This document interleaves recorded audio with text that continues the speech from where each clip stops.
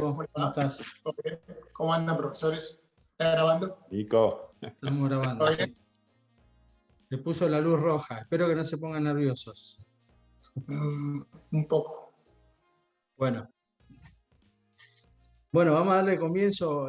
Hay 14 estudiantes esperando, 15. Así que bien. le damos acceso, así ya arrancamos, porque a las 15:50 llega Carlos. Perfecto. Dale, excelente. Le damos entonces.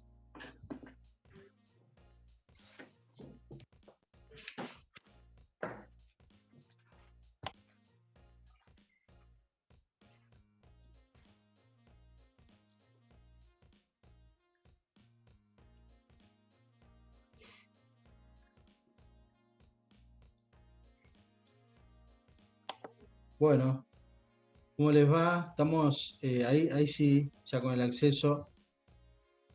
Los estudiantes, bueno, recuerden que esto queda grabado, así después lo compartimos también para los que no pueden estar presentes. Estamos cerrando la unidad 3, una unidad intensa me parece, por lo que vi son 2 obras súper picantes, por decirlo de alguna manera, con muchos condimentos. Así que estaría bueno escuchar, después también hagamos algún intercambio con los estudiantes, vamos a empezar por las preguntas que se mandaron al documento y después también recuerden que tienen el chat para ir sugiriendo y si hacemos a tiempo vamos a compartir un poco de los trabajos integradores que hicieron y tenemos la visita de Carlos Puri que nos va a contar un poco el trabajo que estuvo realizando para el libro nuevo que va a sacar. Y también le preguntaremos cosas de su primer libro, digamos, que ya está en su 4ª edición. Perfecto. Bueno, empezamos con las preguntas. Dale. ¿Vos, Pipi, las tenés impresas? No las leí, pero No, confié. Como siempre, soy demasiado prolijo. Dije, bueno, el Cholo siempre tiene todo. tengo todo a mano, sí. Las estuve chequeando. Incluso algunas preguntas seguramente se habrán sumado ahora. A ver si ya, mirá, hay una nueva. Así que bueno, vamos a empezar. Algunas preguntas son compartidas. Esta es para Pipi, pregunta Fabio Rodríguez Piña. Una de las cosas que me pasa cuando toco arriba de los discos de Astor es que la música es tan cambiante que no hay un tiempo de sostener el groove que estás estudiando para aflojarlo y amarrarlo bien. Con Libertango sí, pero esa es la dificultad que me ocurre a mí. ¿Alguna sugerencia con respecto a eso? Bueno, lo que puedo decir que esa es la dificultad de este estilo, que es un estilo en diferencia con el resto de los estilos en el cual todos siguen la batería. En este caso es al revés, la batería tiene que estar muy atenta, nadie va a seguir a la batería, todos siguen por lo general a la mano izquierda del piano. ¿No es así, Nicolás? Más o menos. Así En es. líneas generales.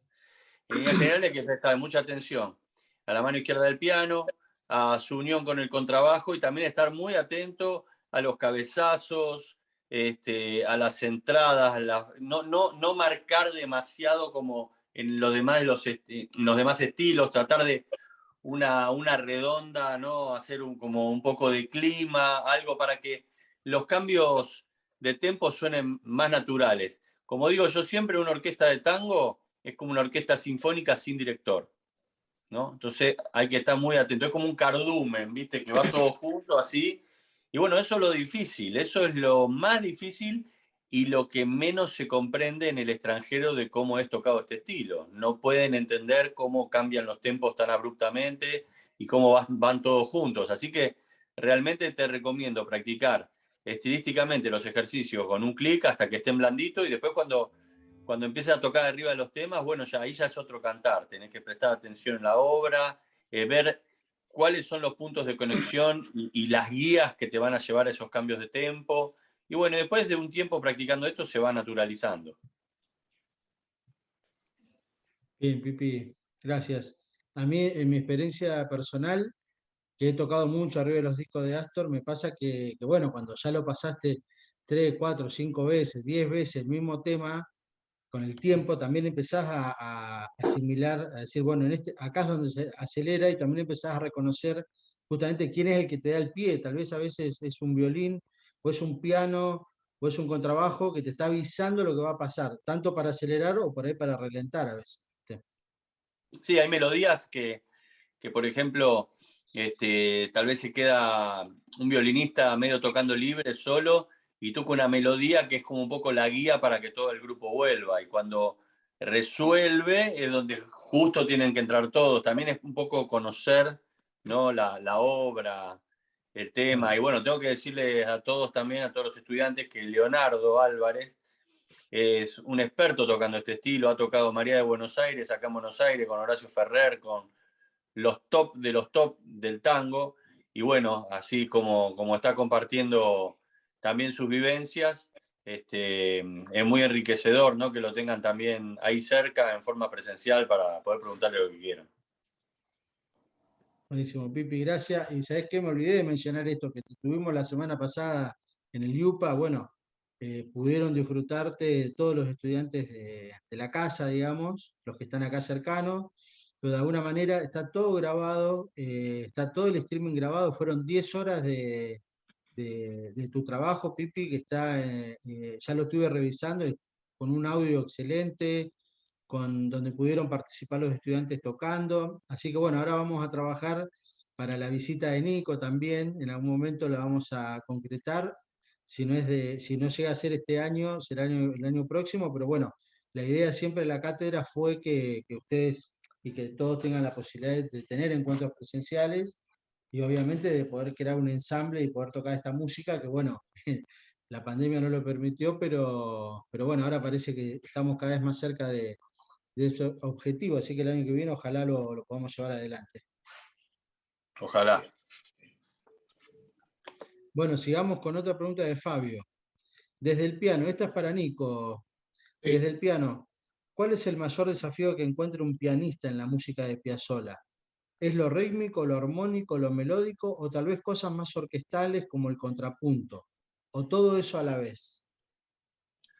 Bueno, muy bien, buena pregunta. Yo creo que es todo eso a la vez, porque la música de Piazzolla es muy compleja, y de acuerdo a cada situación, a cada obra, a cada momento de la obra, el piano puntualmente va a tener que realizar distintos trabajos de acompañamiento, de solista, inclusive tocando algunos solos improvisados o escritos.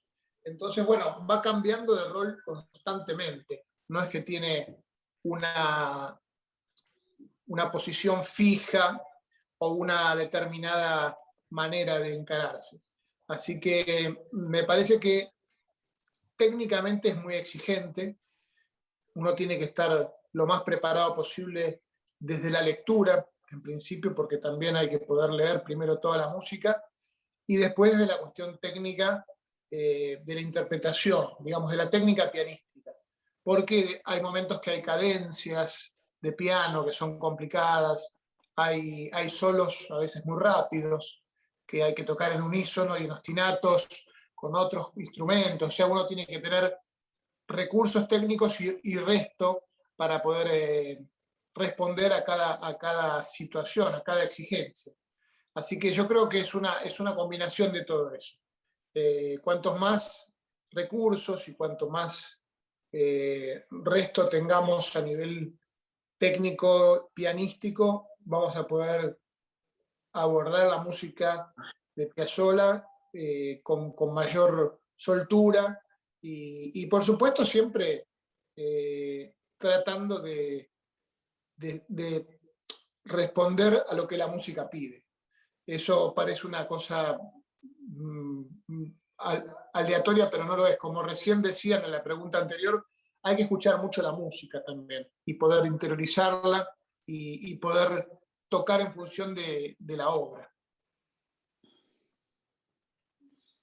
Buenísimo, Nico. Muchas gracias.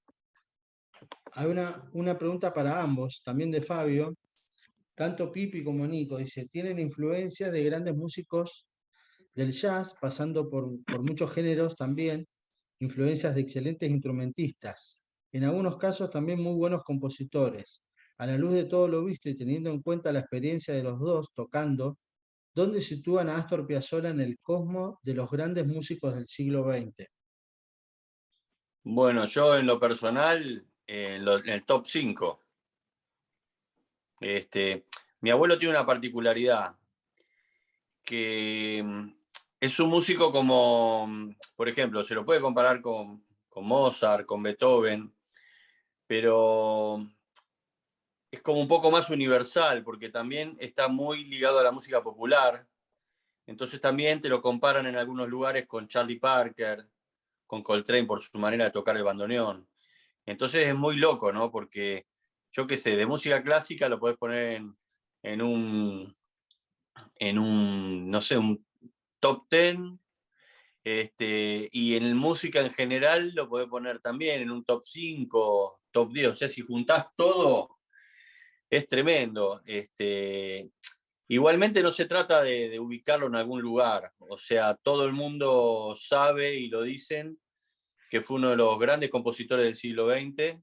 Eso la verdad que para alguien que salió de acá de Argentina es increíble, un orgullo para todos nosotros. Y en el 2019 fue el músico más tocado del planeta.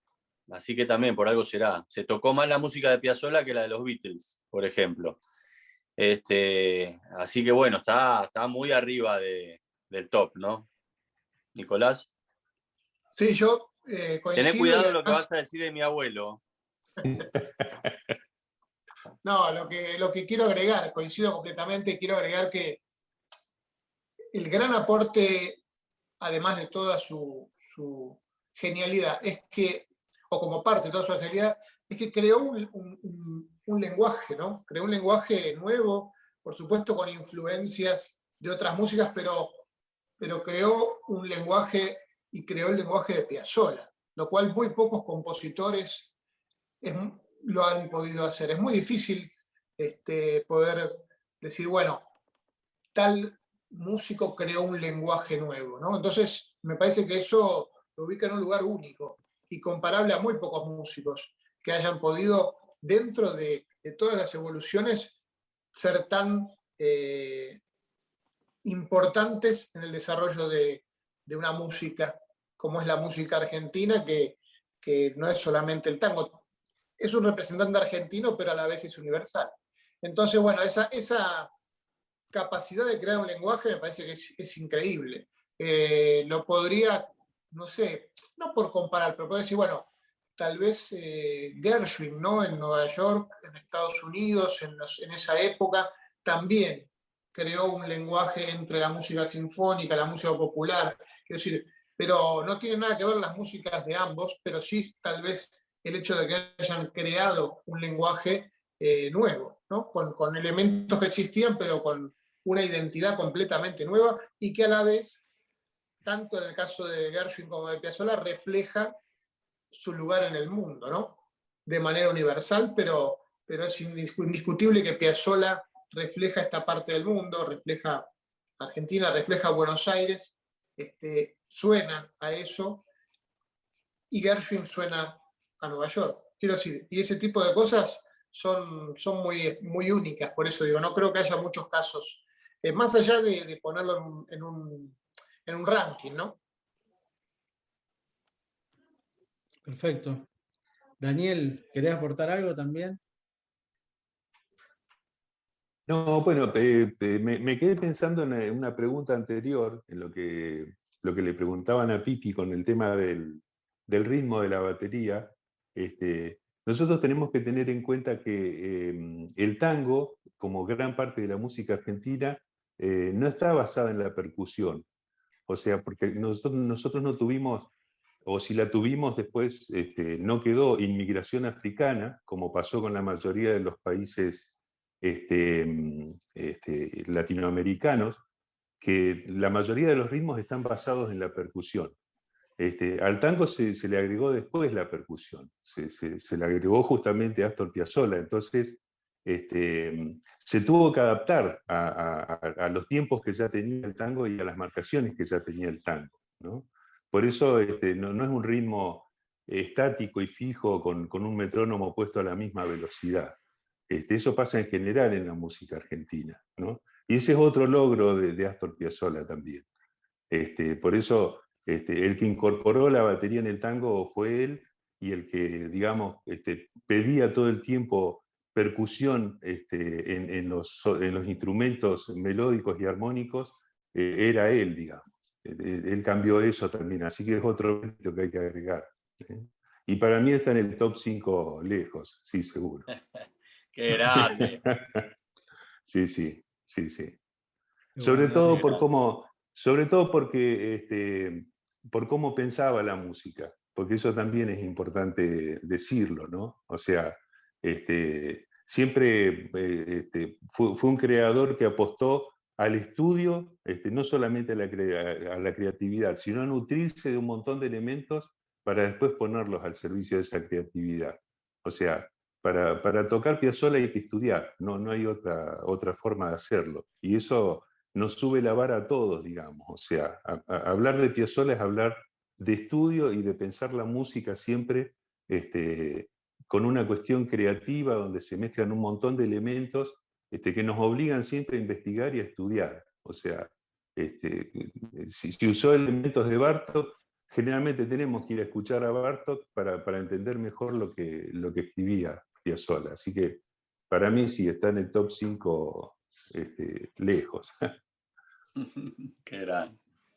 Bueno, y si le sumamos que justamente en esta unidad estuvieron trabajando y leyendo un poco sobre el Octeto Buenos Aires y el Decálogo, y ahí estuvieron haciendo aportes en el foro a unos estudiantes de cómo sería un decálogo hoy en día, ¿viste? Y eso también deja mucho esto de qué nos deja, digamos, aparte de lo musical, la parte humana y el pensamiento, hacia dónde estaba dirigido en el año, estamos hablando del año 55, ¿no? 56, y estábamos escuchando una música que era completamente del futuro, y sobre todo, bueno, con el decálogo deja claro eso, la visión y cuánto hay que poner para poder cumplir esos objetivos, digamos. La verdad que es algo es complejo y se necesita de una personalidad muy fuerte, que creo que él mismo también lo tuvo que escribir el decálogo para poder juntar justamente 7 músicos que lo acompañaran en algo tan demencial para la época. Totalmente. Totalmente. Bien, sigamos entonces con otra pregunta. A ver. Esperen que tengo un montón de cosas abiertas.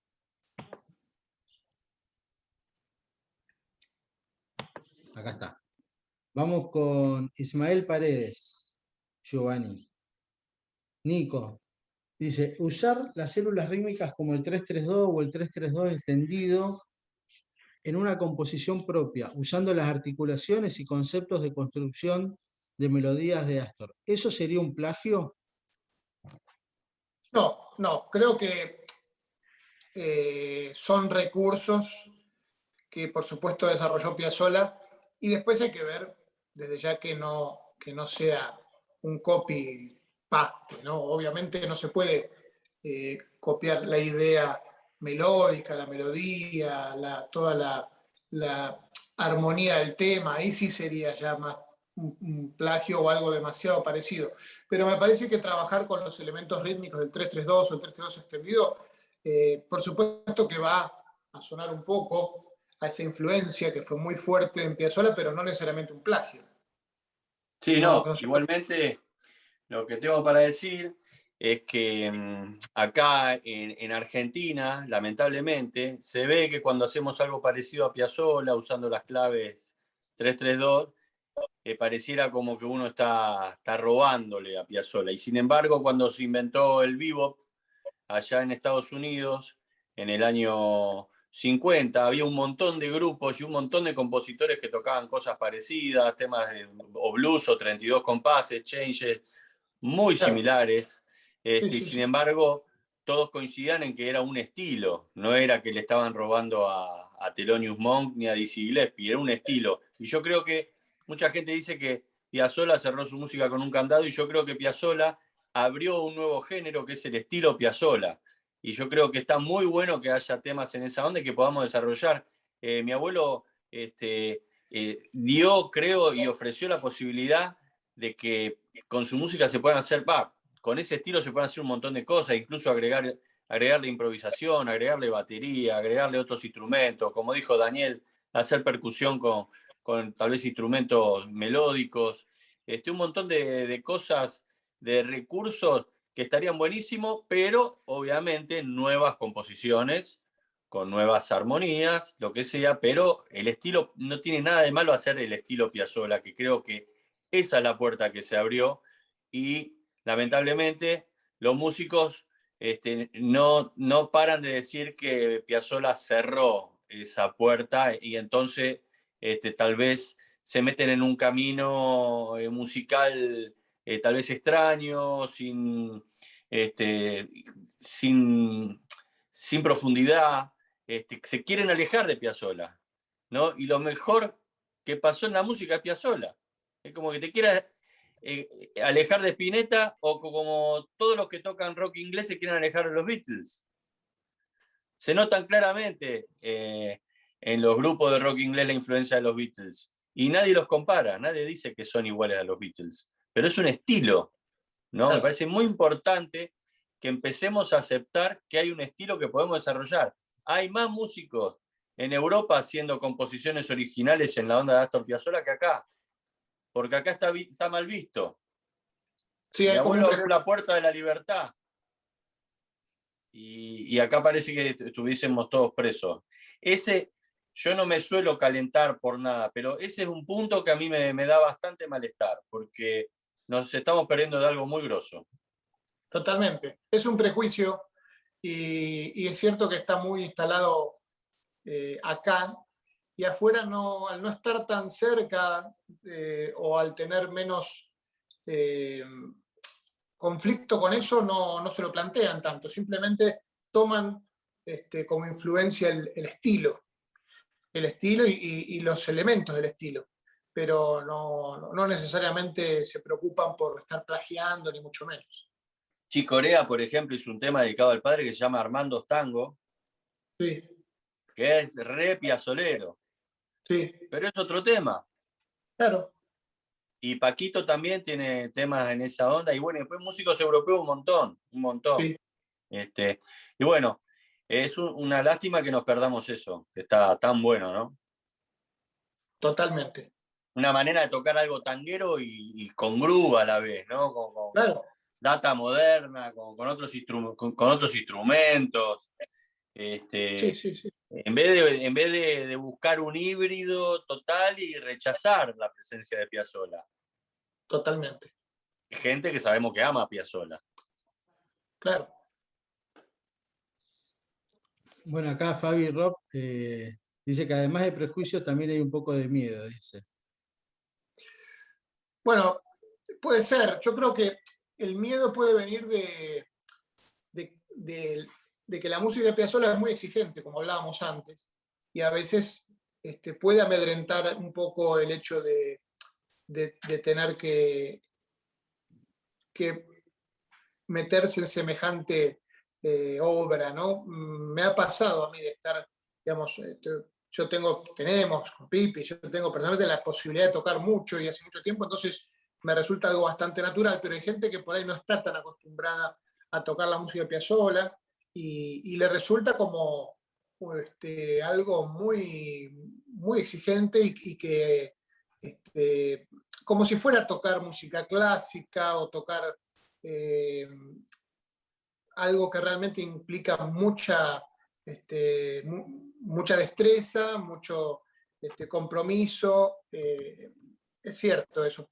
Quiero decir, no es que esté diciendo que da miedo, pero que es posible que haya gente que ante lo dificultoso se asuste un poco de tocar esa música. Pero yo creo que hay que redoblar el esfuerzo, hay que estudiarla, y que es una música que puede tocar cualquier músico, inclusive de diferentes formas también, ¿no? Porque es una música que invita también a ser interpretada de muchas maneras. Eso me parece que también es interesante. Excelente. También quería mencionar esto que lo hemos charlado con Pipi en otro conversatorio, que justamente el ritmo 3-3-2 también es como uno de los ritmos del mundo, básicamente. Es uno de los ritmos más fuertes que está en muchísima música. Lo tenemos reincorporado y muchísimas músicas del mundo lo tienen desde históricamente también, como la música klezmer, la música brasilera, el bariao, Claro, sí, la milonga. la milonga, Sí, las brass band. Totalmente. Las brass band de New Orleans. Claro. El reggaetón también. Está como súper incorporada. No, es verdad. ¿Sabés qué? Hay uno de los metrónomos más completos, que es una aplicación que se llama Drum Genius, que tiene un montón de bases de batería y también tiene un metrónomo muy bueno, que pone en el metrónomo, ponen madre del ritmo, the mother of the rhythm, y es el 3-3-2. Mirá vos, impresionante. Mother of Rhythm. Acá aportan el merengue también, la clave antillana. Sí, es impresionante cómo está. Bueno, sigamos con algunas preguntas más. Bien. Ahí están escribiendo algunas preguntas. Vamos a leer todas primero y después el tiempo que nos quede leemos otra. Ahora, ¿qué sugerencias tienen para el momento de crear en un arreglo una sección de solos sobre una obra de Astor para un formato más jazzístico? Por ejemplo, extraer una sección basada en los acordes de la forma de la obra o crear un bump que no tenga mucho que ver con la misma. Bueno, creo que las dos son válidas. Creo que el bump que no tenga nada que ver con la misma, creo que tendría que ser un bump que tenga que ver con la misma, mejor. Porque sería ideal que el solo se haga sobre algo en el cual esté el espíritu del tema de alguna manera. Vieron que muchos temas de Astor Piazzolla, no en todos, porque por ejemplo Oblivion es un tema muy estable que va de punta a punta, pero por ejemplo temas, no sé, que tienen partes rápidas y partes lentas, tal vez se pueda hacer un solo sobre la forma armónica de la parte rápida o la parte lenta, elegir una de las dos. En un tema como Libertango se puede hacer solo sobre la forma, obviamente poner los acordes, y en Oblivio también, pero esos que tienen temas que son más largos de estructura, tal vez se puede hacer o un bump que tenga que ver con el tema o agarrar una parte del tema, como, bueno, solemos hacer alguna vez con Escalandrum. Con Escalandrum creo que hemos hecho todo tipo de experimentos. Contá, Nico, ¿cómo lo pensás vos? Sí, lo que vos decís, tal cual. Se puede hacer ambas situaciones y no solamente eso, sino extender posibilidades, porque la improvisación también propicia eso. Uno puede improvisar a partir de la forma del tema o de una parte del tema, o un bump que puede tener que ver con el tema. Como decía Pipi, si es posible que tenga que ver con el tema, mejor. Porque a veces, si es un bump que no tiene nada que ver o una nueva forma, puede ser un poco difícil de compatibilizar y después de volver al tema. Entonces, es como si viniese el tema, de golpe, no sé, chocás contra una pared y volvés para atrás. Entonces, mejor que tenga una fluidez, que por más que la decisión sea no hacer la improvisación sobre el tema, sobre la forma o una parte del tema, que tenga que ver, que sea orgánico, ¿no? Que no sea una cosa impuesta o tironeada porque se nos ocurrió nada más, sino que tratar de que tenga que ver y que sea compatible. Y después improvisar desde diferentes lugares, porque puede ser que también simplemente decidimos improvisar desde otro lugar, no necesariamente de forma tradicional. Entonces se puede improvisar desde algún concepto, por ejemplo, tocar sobre algunas notas o que la improvisación sugiera otras cuestiones como, no quiero decir free porque a veces el free se malinterpreta, pero no necesariamente atarlos ni ceñirlos a una estructura. puede ser también eso, ¿no? Hay muchas posibilidades. Como bien decía Pipi, con Escalandrum tratamos de seguir probando, salir de la fórmula, ¿no? Siempre, digamos, las fórmulas están bien porque nos dan seguridad y porque las recorremos, pero a veces intentamos pensar, bueno, y esto también podría funcionar. Me refiero a la improvisación, ¿no? Improvisar como de diferentes lugares, distintas combinaciones, qué sé yo, en algún momento tal vez desde lo rítmico buscar algo, qué sé yo. La vez pasada, ahora estamos tocando material del disco 100, ¿no? Con Escalandrum. Y una de las obras que interpretamos es Michelangelo 70. Y ya de movida la propuesta está cambiada porque el tema obviamente está en 4/4, digo obviamente porque tan, tan, tan, tan, pam, pam, pam, y nosotros lo planteamos en 5/4, con lo cual ya de entrada es una variante bastante fuerte, ¿no?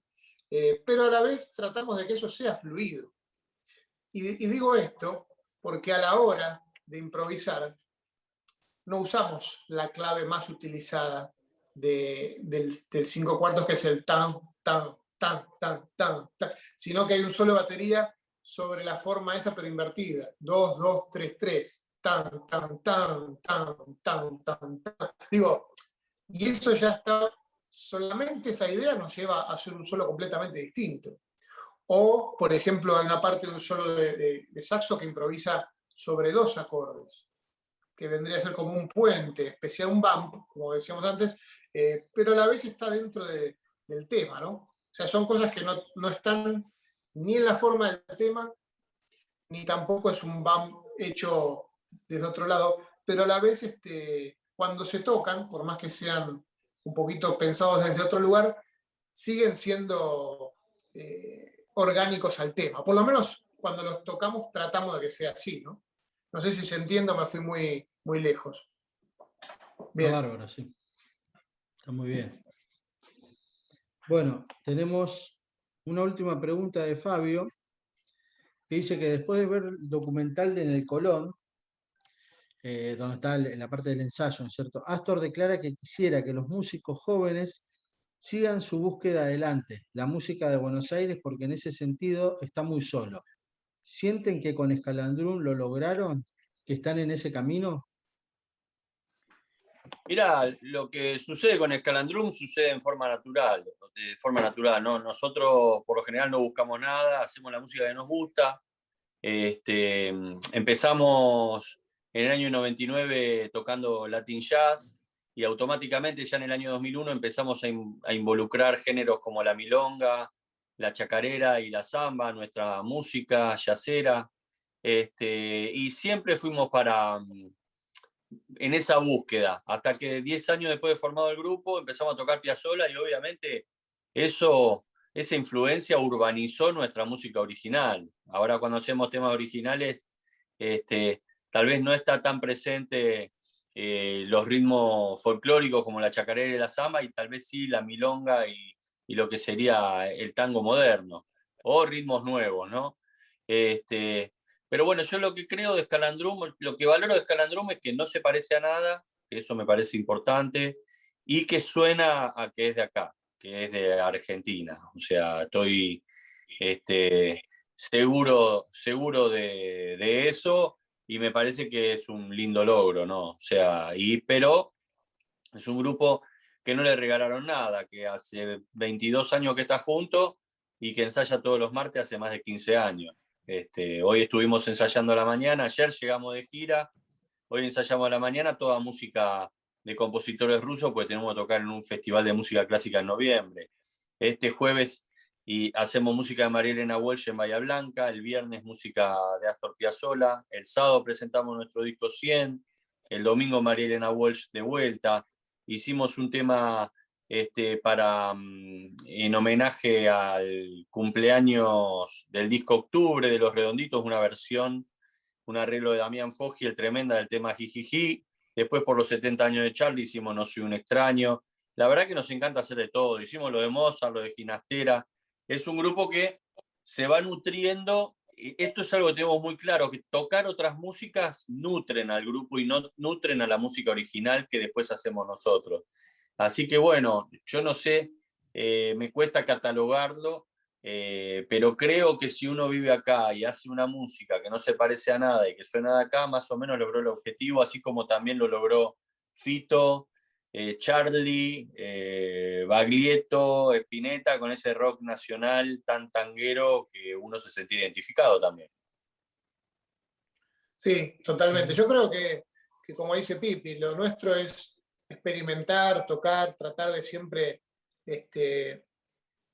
seguir adelante, nunca quedarnos y a fuerza de ensayo, de trabajo, de investigación personal y grupal. Siempre estamos tratando de darle para adelante y nunca nos planteamos si somos o no somos. Nosotros hacemos lo que tenemos que hacer. Digo, no buscamos ser los herederos de nadie. Nosotros, quiero decir, no tenemos eso en la cabeza. Lo que queremos hacer es tocar lo mejor posible y hacer músicas distintas que nos hagan ser mejor grupo, mejores músicos, ¿no? La experiencia Sí.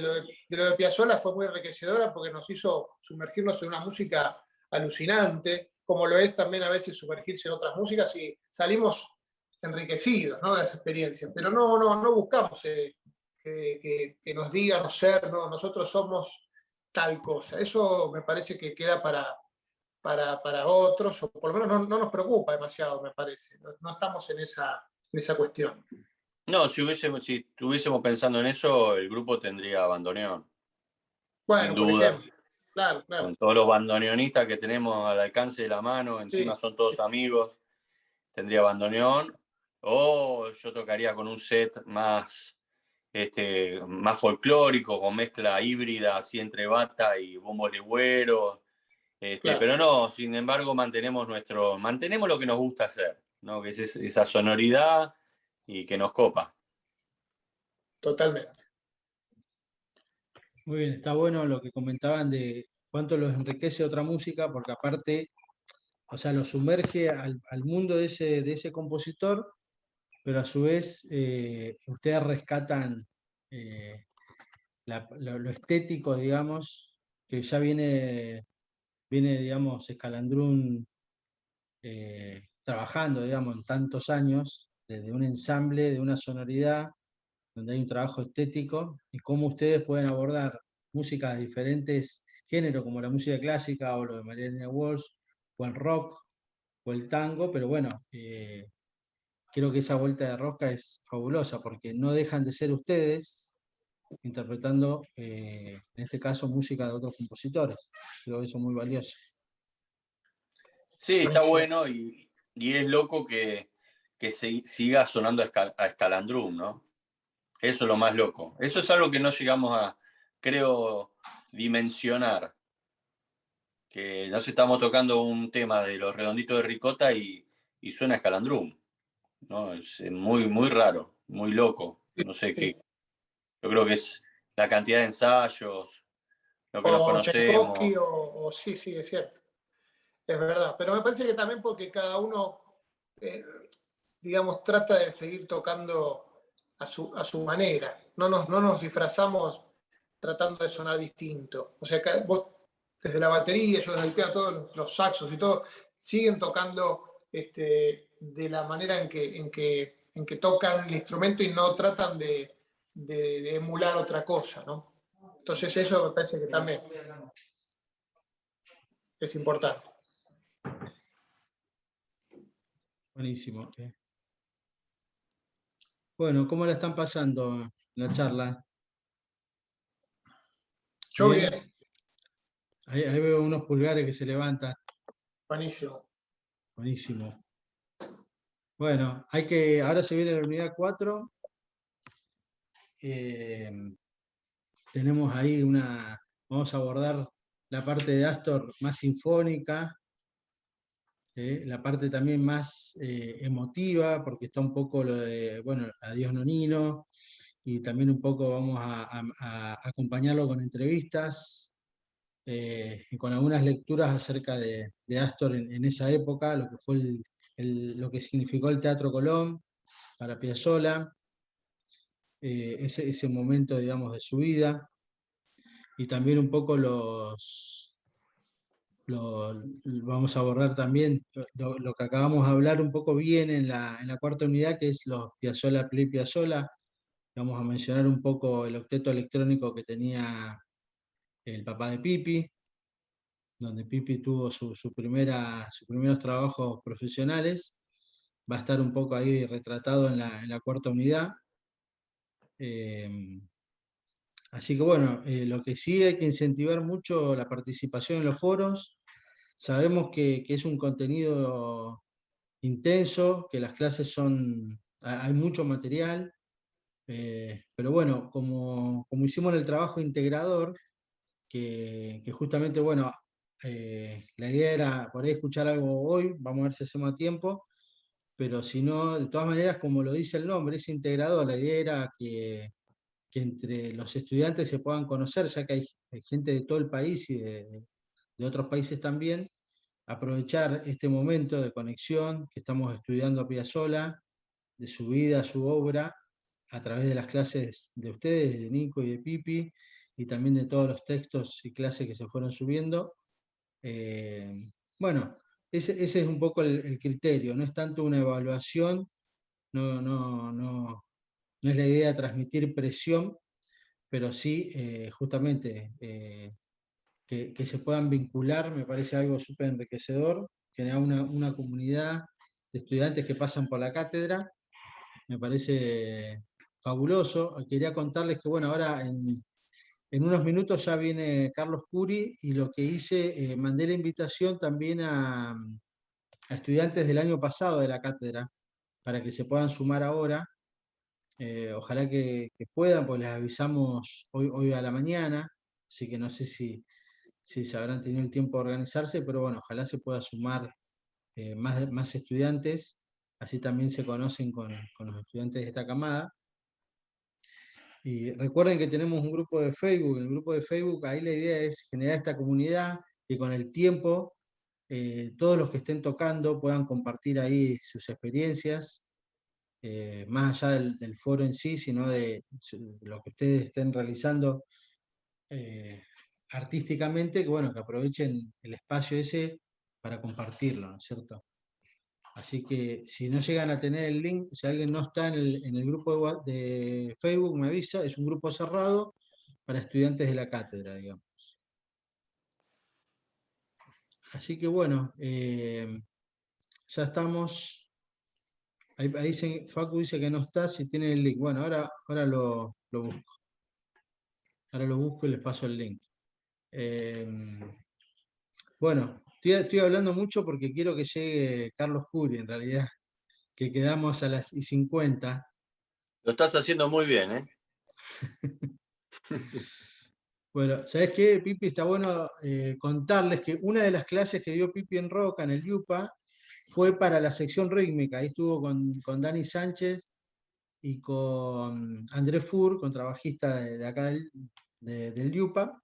Estuvieron trabajando toda una clase dedicada a los diferentes tipos de acompañamiento. Así que esa les va a interesar mucho a los estudiantes de elementos técnicos también, que puedan tener el acceso. O sea, la clase está, digamos, están todas las clases disponibles, pero que puedan escuchar esa clase estaría buenísimo, porque ahí van a ver mucho del enfoque y la mirada desde el lado de Pipi con respecto a los tipos de acompañamientos.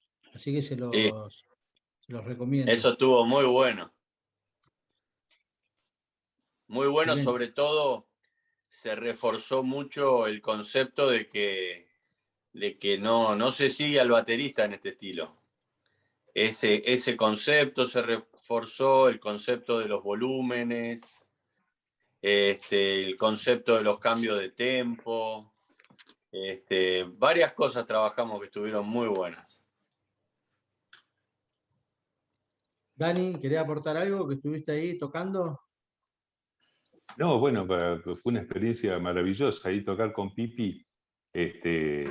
Y bueno, trabajamos justamente eso, las distintas marcaciones que también en elementos técnicos las vemos, pero bueno, ahí en comunión con la batería, trabajamos marcaciones como la yumba, bueno, el 332, por supuesto, el 332 extendido, y obviamente, para los que no somos bateristas, los conceptos, digamos, que aporta Pipi con respecto a los volúmenes, sobre todo de los cuerpos de la batería, a nosotros nos sirven muchísimo, así que yo les sugiero a quienes están en elementos técnicos, que vean justamente esa parte del seminario de Pipi, que es muy, muy enriquecedora. Ese sería el video 4, ¿no? Creo que el 5, Pipi, a ver. Ahora lo podemos buscar. Y A ver, 1, 2, 3. Sí, el 4 me parece. El 4. Sí, está Sí. todo en YouTube, ¿no? Para todos, para cualquiera.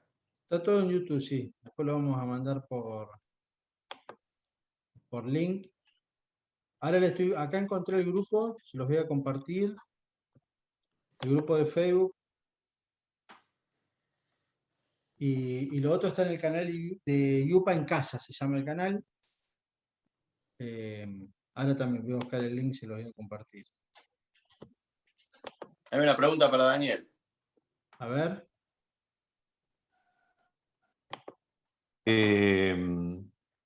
No. Gracias por el comentario, pero en realidad tenemos un proyecto con los docentes de la cátedra, con Leo Álvarez, con Andrés Pur y bueno, un bandoneonista del Yupa, Pablo Borgia, Sebastián Kalasnikoy en guitarra y Simón Vela en violín, que también eso está, hay videos en YouTube que hemos hecho acá en Roca sobre temas de Astor Piazzolla que, bueno, venimos preparando a modo de sacarnos las ganas de tocar, porque si esta cátedra hubiera sido presencial, todo eso hubiera sido con alumnos en realidad de la cátedra, ¿no? Hubiera habido un ensamble integrado por alumnos. Así que bueno, como eso no se pudo por la pandemia, nos empezamos a reunir algunos docentes del Yupa y armamos ahí un ensamble. Así que de eso también hay videos, que bueno, vos ahí, Leo, que estás pasando los links, por ahí también se los podés pasar. Vale, ahí estoy buscando el de Pipi, tocando con vos y con Andrés. Y también le voy a compartir el que tocamos, ese ensamble que armamos provisoriamente. Como te digo, ojalá que el año que viene, les comentaba esto, que si nos lo permite, la cátedra va a contar con un ensamble presencial. Obviamente, ese ensamble van a poder cursar los estudiantes que estén cerca, digamos, en un radio, no sé, de 100 kilómetros, y se puedan acercar una vez por semana a un ensayo, pero de todas maneras el contenido virtual va a seguir estando, para que la cátedra esté abierta a todo el mundo, como está abierta ahora, digamos. Acá pregunta Francisca, mira, algo interesante. ¿Existen otras instancias de estudio sobre la obra de Piazzolla en Argentina? No sé si se refiere a la obra musical. Otras instancias, a ver cómo. ¿Cómo sería? Como intérprete. Bueno, yo creo que sí, o sea, podés estudiarlo con alguna guía, algún profesor particular, obviamente. Y Bueno, yo ahora creo que en el Conservatorio Astor Piazzolla se en están el haciendo conservatorio. talleres especiales justamente honrando que el conservatorio lleva el nombre de Piazzolla, y hay ensambles para poder tocar y para poder trabajar. Está obviamente y lamentablemente solo en Capital Federal, y no es por streaming, o sea que es para quienes están en Buenos Aires. Vos de hecho ahora estás dando también unas cátedras, ¿no? En el conservatorio empezaste, y ahí se ve un poco de todo. Digo, también hay algunas materias que tienen que ver con la interpretación de su música. Sí, totalmente. Y también, bueno, viste que uno cuando arranca a estudiar un instrumento, medio que arranca solo, o uno va al conservatorio es o ir al conservatorio o la de la clase particular, que hay muchos músicos que arrancan así también. Y bueno, después obviamente depende con quién estés estudiando, el material que te pase. Obviamente que si vos vas a estudiar con un tipo, no sé, X, que toca tango moderno y eso, seguramente te enseñan a tocar Piazzolla, pero después está la instancia en la que tenés que conocer gente para poder conformar un ensamble. Hay muchas instancias, muchas formas. Transcribir los discos, escuchar mucho el material. Si tenés picardía y curiosidad, podés hasta aprender solo. Obviamente que la técnica bien aprendida es lo ideal, ¿no? Pero instancias hay muchísimas, hay muchísimas. Lo que sí recomiendo, obviamente, es conocer el tango tradicional, ¿no? Si uno no conoce la raíz de dónde partió Astor Piazzolla, es muy difícil después hacer eso con autoridad, porque en cada tema hay muchos guiños del pasado. O sea, la yumba, bueno, el 3-3-2 es como una milonga de esas rápidas que se bailan pero lenta, el marcato, hay un montón, la síncopa, un montón de cosas que provienen del tango viejo. Eso también, no prestarle atención de dónde viene todo. ¿Quiénes eran los ídolos de Astor Piazzolla? También te van a acercar más a Piazzolla. Hay muchas maneras de verlo, la verdad, que es infinito, ¿no? Pero bueno, yo creo que esta cátedra está muy completa porque no solo tenés todas esas miradas, sino que además tenés mucho material para leer, para ver, muchas entrevistas a personas que han tocado con mi abuelo, que han estado cerca. La persona, Carlos Curi, que va a aparecer ahora dentro de un rato, yo creo que es el tipo que más sabe de Piazzolla en el mundo. Es una máquina. Gracias, Pipi. Ya Uy, ya estás padecí. ahí. Sí, hace mucho no nos vemos, estoy más viejo. Qué grande. Bueno, todo eso sirve, ¿no? Todo eso sirve. Todo va a aportar. Cuanto más sepas, mejor. Bueno, Pipi, excelente. Mira, bueno, aprovechando, antes de presentar a Carlos, vamos a pasar un videíto, lo tenemos preparado y ahí lo presentamos a Carlos enseguida.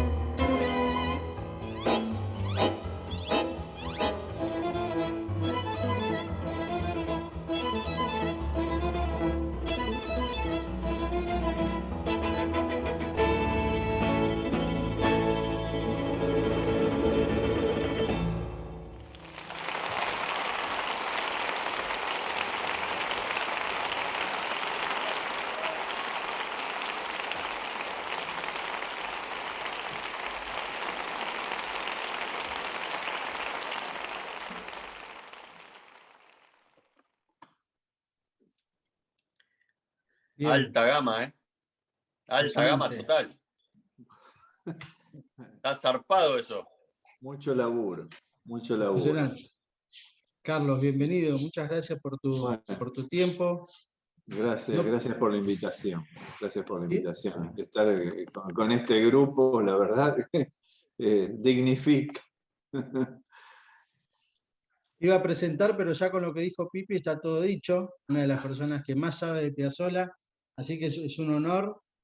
Sí, bueno, desde cierto enfoque, por supuesto. O sea que mis conocimientos musicales son de cuando estudiaba flauta traversa, inspirado en Jethro Tull en la década del 70.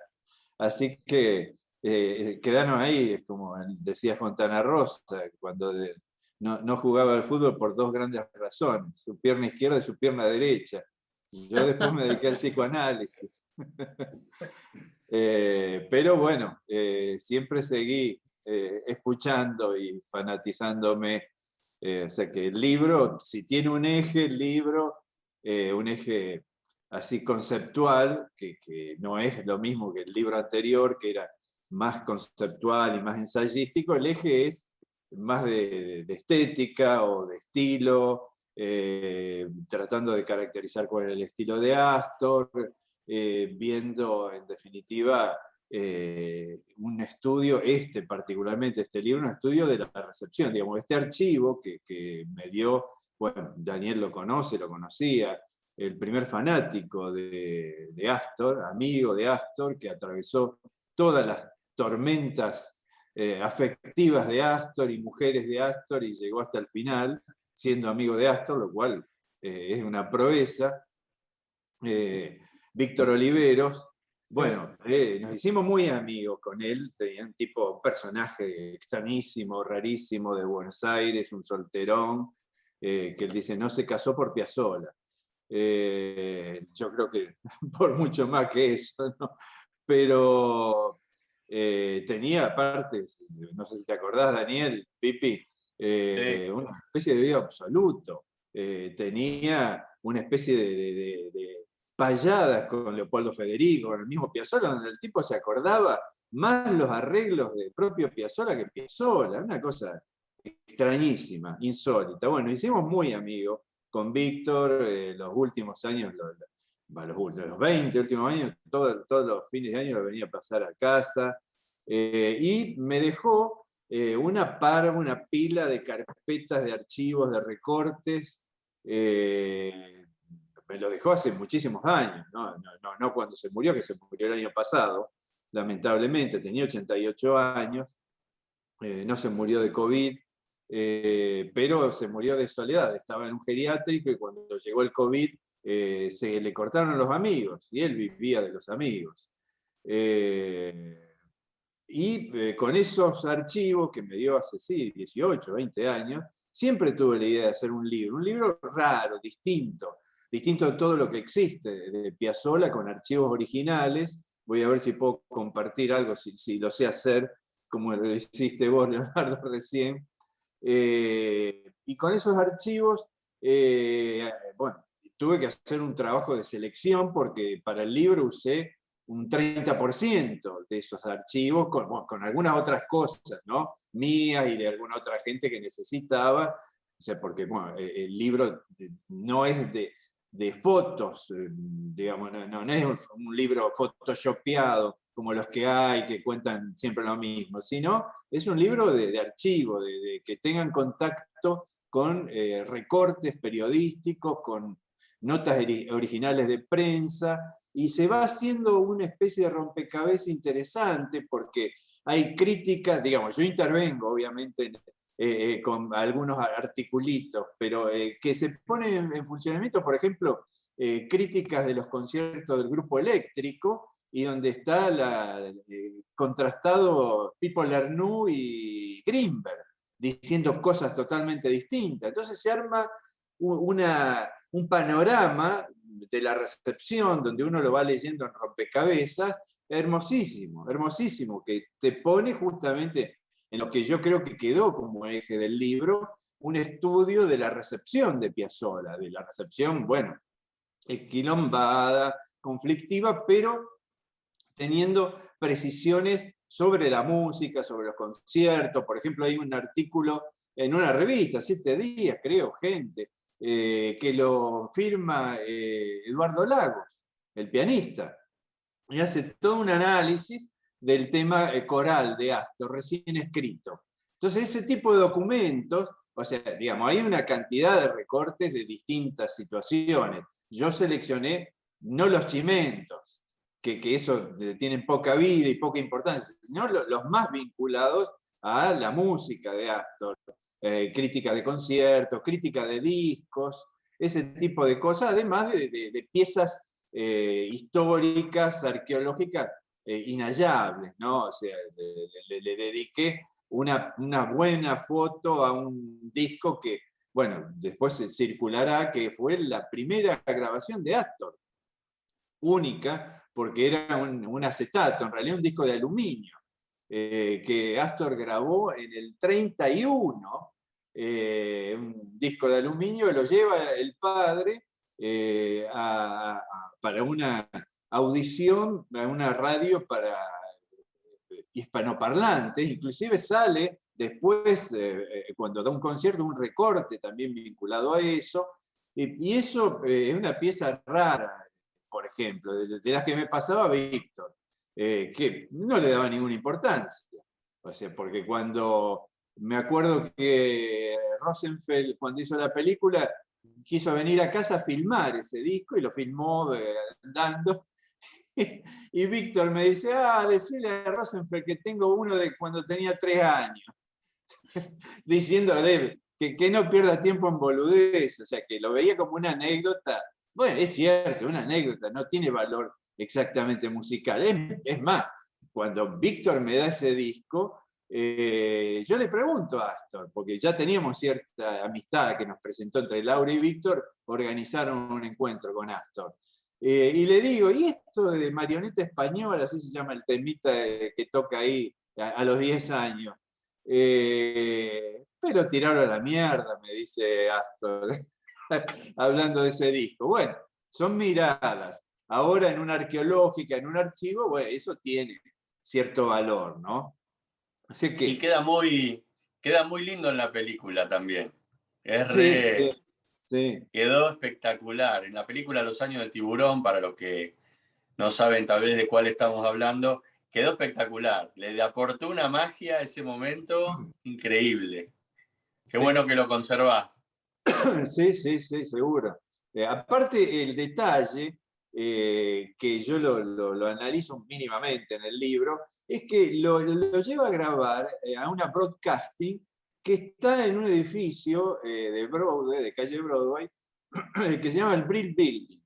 El Brill Building, que estaba recién inaugurado, año 31, en poco tiempo se convierte, hay una película de Four Seasons, en un edificio de salas de grabación, que ahí estaba Bart Bacharach, Carole King, todos los monstruos, era una fábrica de éxito, ese edificio, donde Piazzolla graba ese primer tema.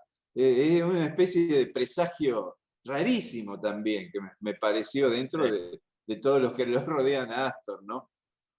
Si quieren, compartimos, si es que puedo hacerlo, algunas cosas del libro, a ver si... Por favor, Carlos, sí. El anfitrión, a ver, el anfitrión me tiene que habilitar, me parece, porque me sale, el anfitrión inhabilitó la función de compartir. Dame un segundo, a ver. Fíjate. Tiene mala onda el anfitrión, hay que tener cuidado.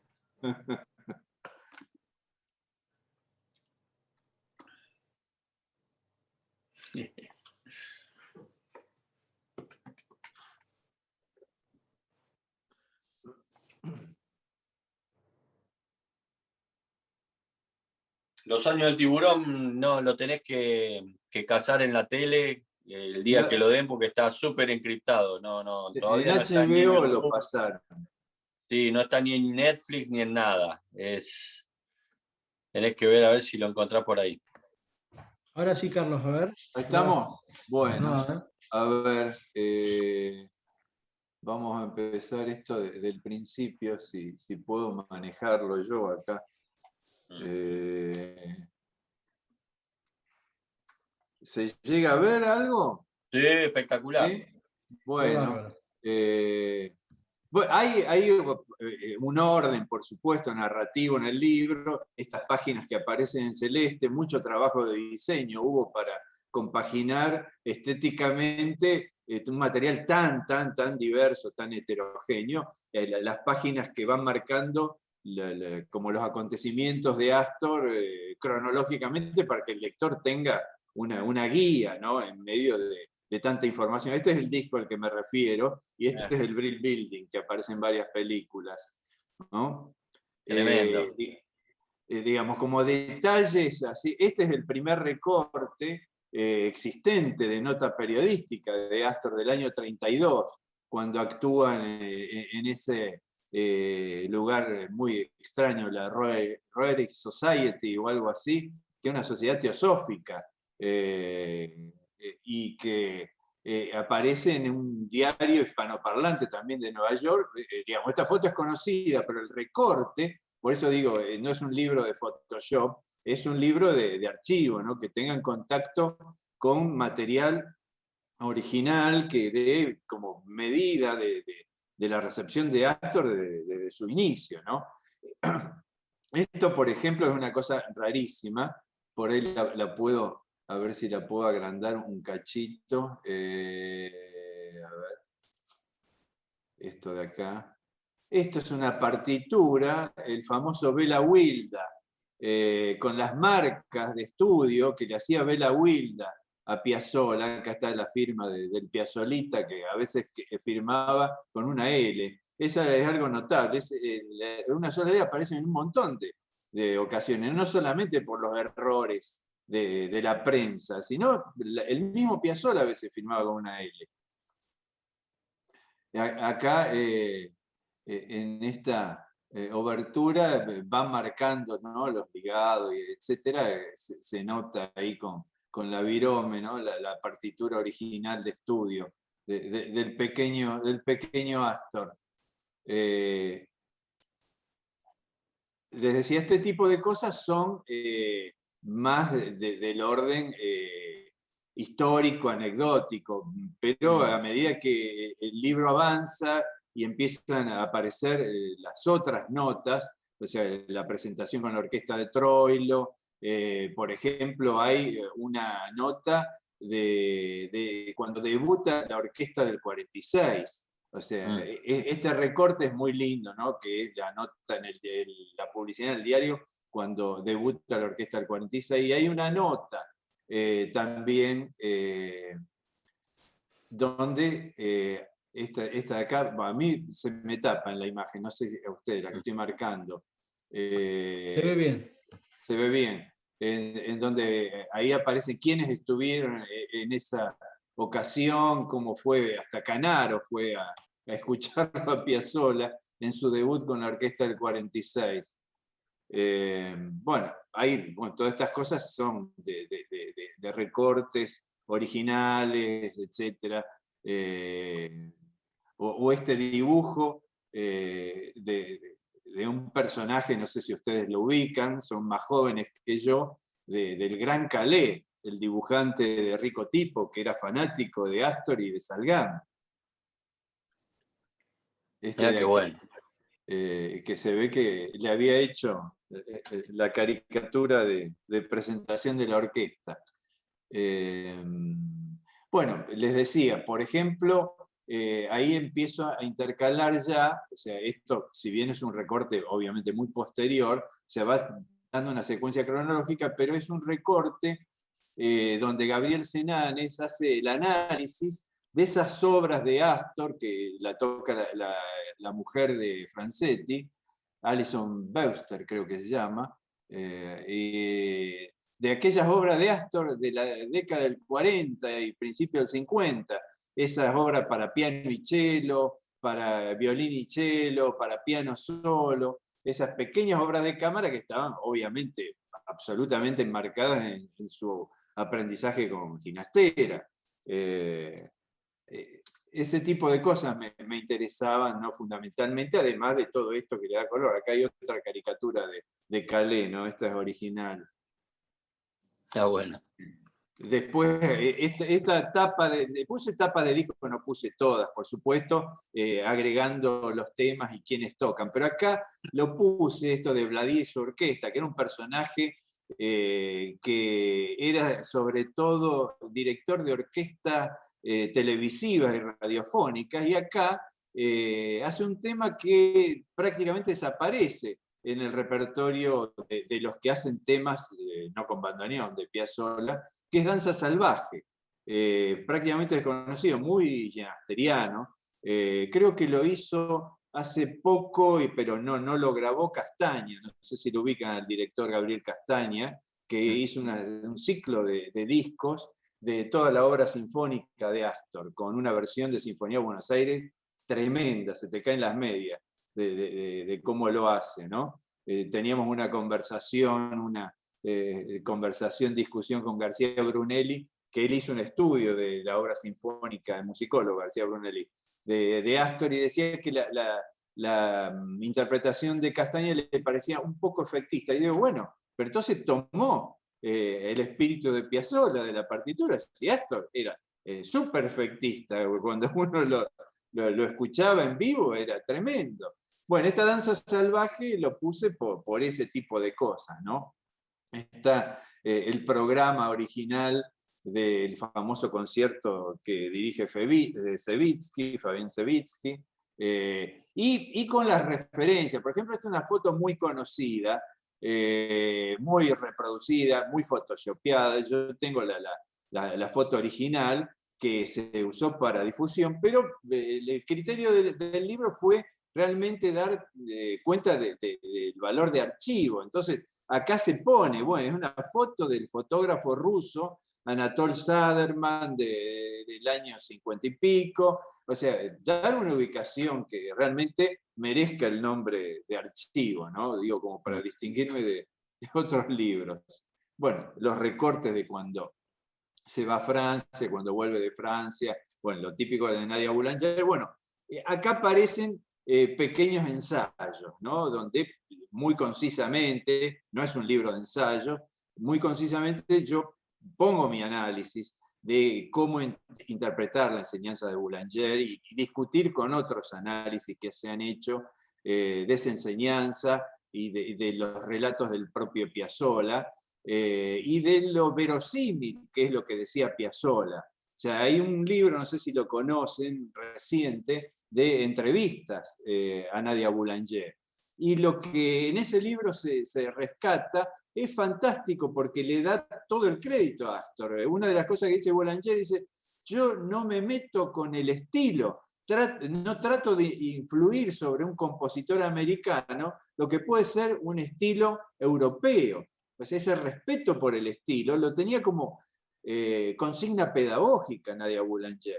Entonces, ahí bueno, metí cosas, bueno, más de análisis, más ensayística, pero son muy concisas. Esta sería una. Bueno, toda la época de Piazzolla en París, con los recortes originales, bueno, las tapas de los discos acá firmados por Astor dedicados a Víctor. Varios. Bueno, otro de los análisis, que esto lo conversamos creo con Pipi el día que nos hicieron la nota en la Radio de España, es sobre el Octeto Buenos Aires y por qué su valor de punto originario del tango contemporáneo. ¿Qué movimientos estéticos hace Piazzolla para que se considere el Octeto Buenos Aires como el nacimiento del tango contemporáneo? O sea, no solamente la inclusión de distintas armonías, el politonelismo, la guitarra eléctrica, sino escénicamente, sacarse de encima el protagonismo del cantor, exiliar el protagonismo de los bailarines, hacer un conjunto chico con la inspiración de los músicos de jazz, es el bebop. Él menciona en París a Jerry Mulligan y hay toda una discusión si realmente lo vio, si no lo vio, pero más allá si lo vio o no lo vio, tenía a esos grupos de jazz en la cabeza y comprime la orquesta típica y la convierte en un grupo límite entre de jazz y camarístico, en donde aparecen los solos de un modo totalmente distinto de cómo aparecían en la orquesta típica. Entonces, ese tipo de núcleos analíticos, ¿no? O sea, bueno, las tapas de los discos, como les decía, bueno, notas extraordinarias, ¿no? Digo porque mostraban la recepción de Piazzolla, una nota donde entrevistan a Fresedo, a Troilo, a Laurens, hablando de Piazzolla y cómo se producía un tembladeral que en definitiva estaban como para matarlo. Fíjense, dice Piazzolla en el banquillo y ponen a la foto de Piazzolla en una silla eléctrica. Son joyitas realmente de análisis, que yo creo que es el eje del libro, de análisis de la recepción de Piazzolla. Cuando se habla de lo que produjo Piazzolla, el libro trata de dar un testimonio directo de ese tipo de cosas, ¿no? Bueno, programas de concierto, acá cuando presenta el tango ballet en la Facultad de Derecho, bueno, los años que pasa en Estados Unidos. Esta es una foto hablando de los años del tiburón, de la película de Rosenfeld, hermosa foto, me encantó esa filmación que encontró tu viejo, o que Rosenfeld lo encontró en lo de tu viejo, Pipi. Bueno, acá una carta a Víctor de esa época, donde más o menos le da realmente el panorama de lo que estaba viviendo, o sea, que era bastante crucial y jodido el panorama de esos 2 años que pasó en Nueva York. O sea, que tenía que acompañar a cantantes como Fernando Lamas, y ahí tu viejo pone que canta como el Q. Tu viejo no, tu abuelo. Bueno, y los discos de esa época, bueno, otra carta a Víctor, o sea, que cuenta cosas lindísimas. Todo el relato se me fue, de Juan Carlos Copes, de toda la época en donde Astor hizo la gira allá con él como un acompañante para bailarines, y que bueno, se pudrió de eso. Bueno, las tapas de esos discos con Irving Berlin, con Machito, que Astor le hizo algunos arreglos, o sea, rarísimas. Ahí, estas tapas, algunos discos tengo, pero me las pasó otro coleccionista de Rosario, un loco que está comprando esos discos originales en mono y en estéreo. O sea que hay una acumulación de locos en este archivo, ¿no? No solo la locura de Víctor. Bueno, acá hay algo que fue en la tapa, después les muestro la tapa del libro, que es ese episodio famoso en donde se agarraron a las piñas Vidal y Piazzolla, ¿no? Y que salió en tapas de revista de aquella época, de estos años 62, Pelea por el tango. O sea que esa es lo que se dice habitualmente, lo que se cuenta en muchos libros, pero aquí me resultó fantástico tener el registro documental de esto para no solo que sea un libro gráfico documental, sino para tener como pie de primera mano en el análisis, ¿no? Bueno, está buenísimo. Esta época de 676, cuando Astor tiene casi su propio boliche, ahí se produce un club de jazz prácticamente, propio para Piazzolla, y por ahí pasan Stan Getz, ahí lo conoce a Gary Barton, ahí empieza la relación con Gary Barton, por ahí pasa el Modern Jazz Quartet y lo van a escuchar a Piazzolla, o sea que casi fue la iglesia de Astor, ¿no? Donde bueno, pasaba Joe Gilberto, digamos, todos estos recortes de prensa originales. Fíjense que ahí compartía cartel con el Mono Villegas.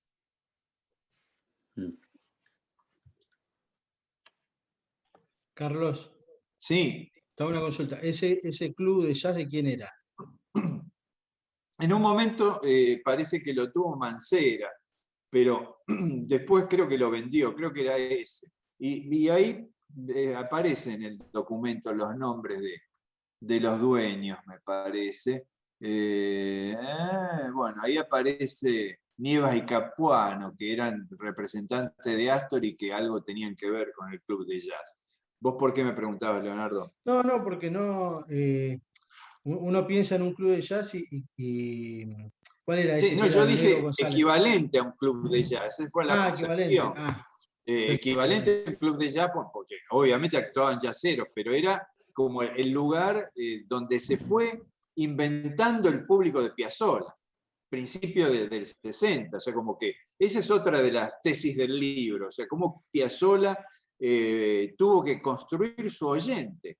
O sea, Piazzolla no se encontró con el oyente de tango, más bien el oyente del tango fue refractario inicialmente.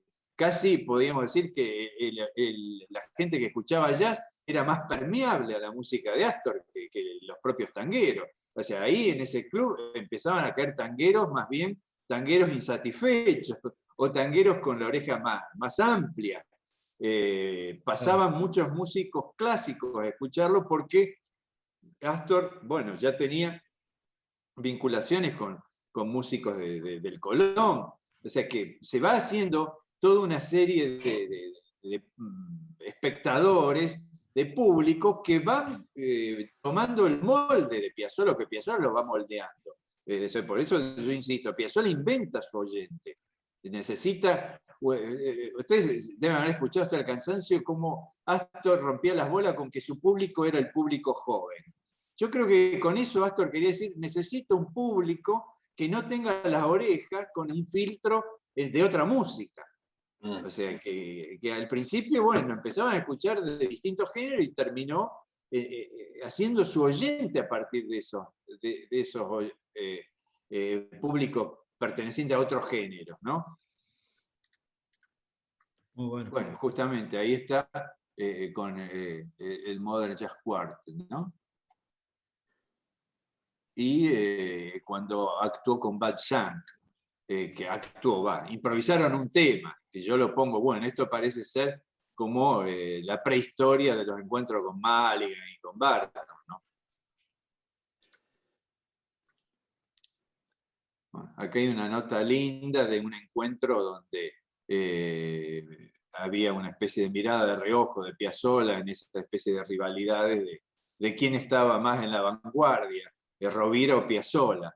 Y acá, bueno, la noche del encuentro, y hay un comentario acerca de eso, un lindo análisis de cómo era mirado uno con el otro, pero en realidad ese tipo de discusión me parece que hay que medirla por lo que es el estilo de Rovira, que es realmente muy distinto, pero yo encontré rastros de Piazzolla, el ADN de Piazzolla en algunas obras de Rovira, que quien escucha, por ejemplo, Tango Ballet del año 56, va a encontrar cosas que después escuchamos en Rovira, hablando de precedentes, ¿no?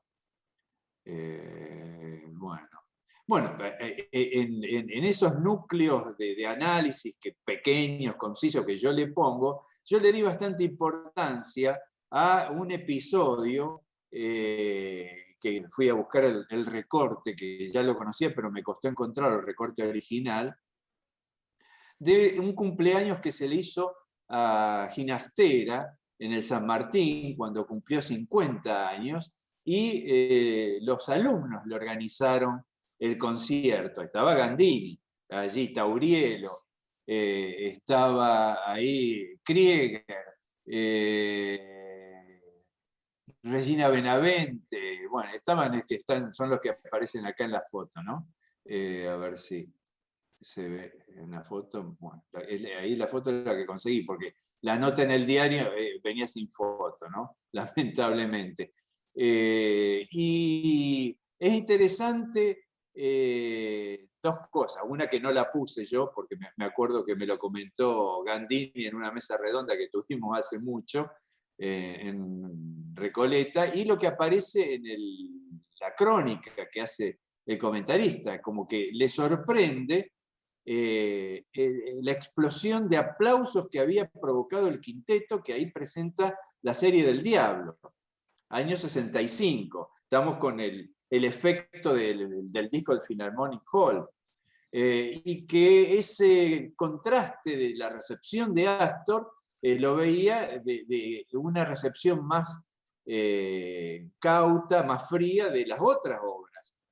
Evidentemente, o había infiltrados fanáticos de Piazzolla, o efectivamente, yo lo agarro por ese lado, la música de Piazzolla, en esa mixtura de música académica y música física, pulsional, produce este tipo de reacciones que no produce la música de Gandini o de Tauriello.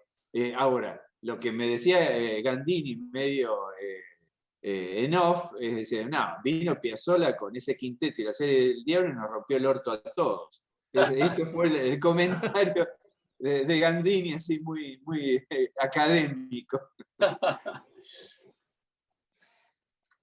Académico y, bueno, y de mucha honestidad, ¿no? Bueno, del encuentro de Borges y Piazzolla encontré unos recortes, por el recorte de Víctor, que se ve que él los recopilaba y que Astor le daba, no eran solo de recortes de notas del país, había de todo el mundo. Y encontré notas del encuentro de Borges con Piazzolla, de las mejores, de diarios de España, por ejemplo.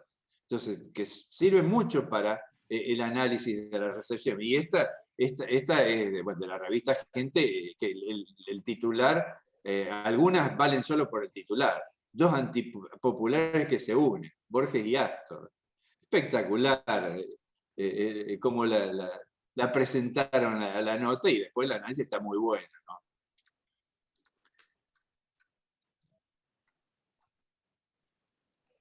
Bueno, acá está cuando graba la historia del tango, la Guardia Vieja, la época romántica, y le hacen una nota ya por la locura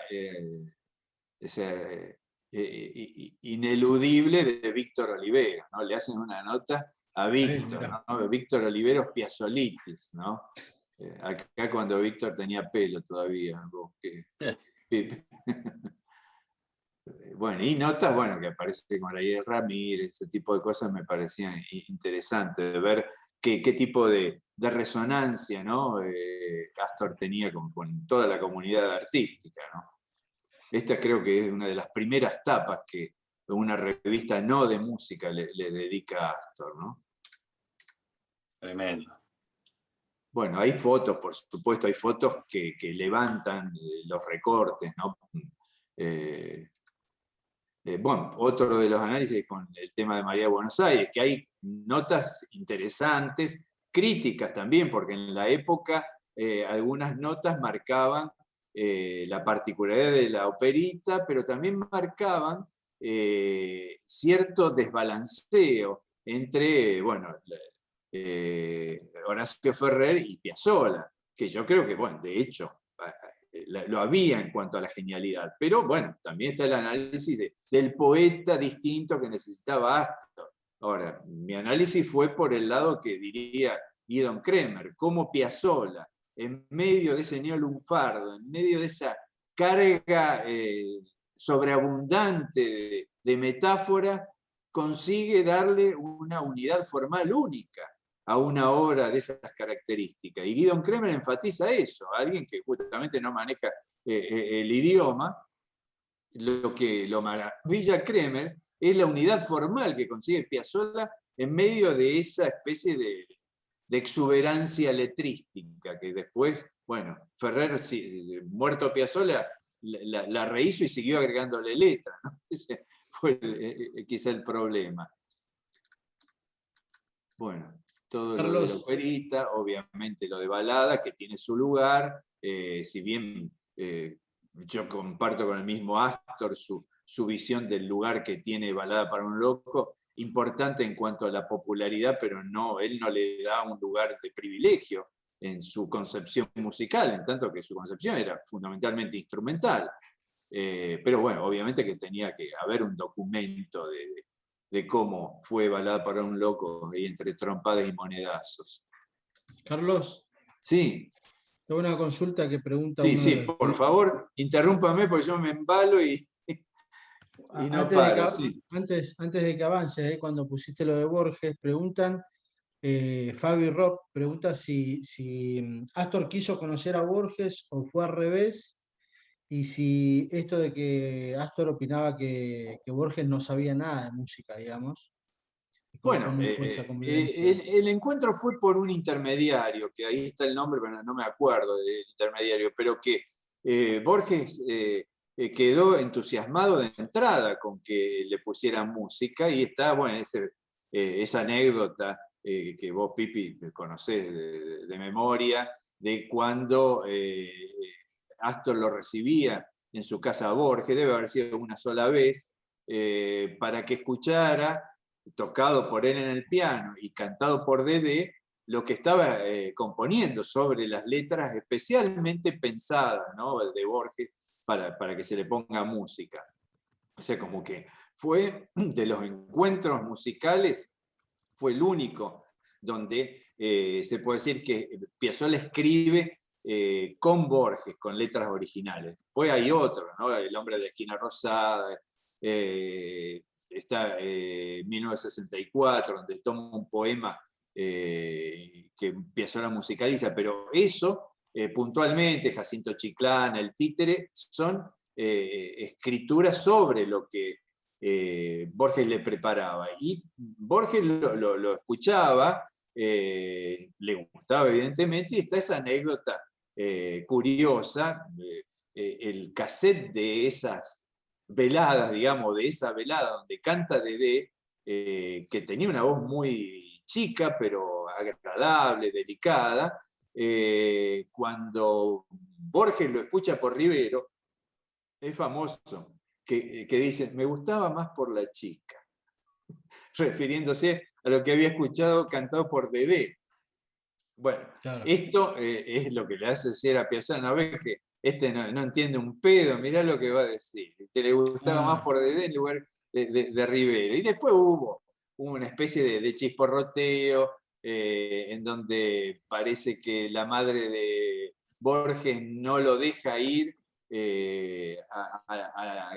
al estreno, no sé, no era en Michelangelo, en un lugar donde se presentaba esto con Rivero, porque era un lugar, o sea, medio prostibulario, se ve, para la madre de Borges.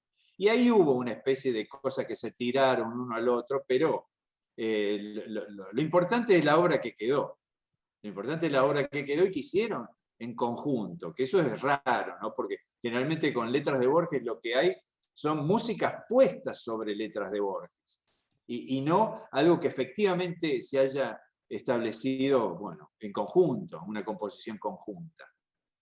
No sé si eso responde a algo que preguntaban allí. Yo creo que sí, sí, sí. Esto es lo que decía lo de Eduardo Lagos, ¿no?, cuando escribe el coral para quinteto. Y hay un análisis muy lindo de esa obra. Bueno, más o menos se van. Bueno, otro punto para detenerse es el conjunto 9, ¿no? O sea, con las particularidades armónicas que no es un quinteto ampliado el conjunto 9, efectivamente. Compone distinto Astor ahí. Lo único lamentable es que duró muy poco. Y bueno, después de eso sigue, o sea que tiene una especie de seguimiento cronológico que se va como abriendo un poco en red en cuanto a los análisis y conectando, ¿no?, los distintos momentos, ¿no? Bueno, con las notas que le hicieron en Italia cuando actuó con Mina.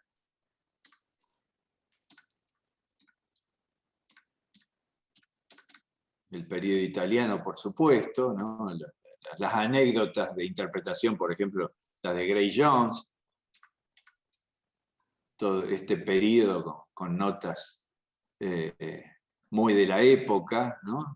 Esto de que me he visto como un hippie, que decía Astor en esa época, y que de alguna manera desmiente esa especie de crítica media pelotuda que algunos le hicieron, de que se metió con los rockeros para tener más público, como una cuestión demagógica, como que Piazzolla no sentía. Astor, bueno, vos lo sabés obviamente fantásticamente bien, Pipi, o sea, tenía una especie de porosidad, de esponja de todos los instrumentos, de todos los géneros, de todas las corrientes estilísticas, y bueno, escuchar como él escuchaba, bueno, a Quincy Jones, bueno, cuando yo me lo encontré por primera vez a Astor, ya con una relación más personal, me hablaba del concierto de Keith Jarrett en Colonia, por ejemplo.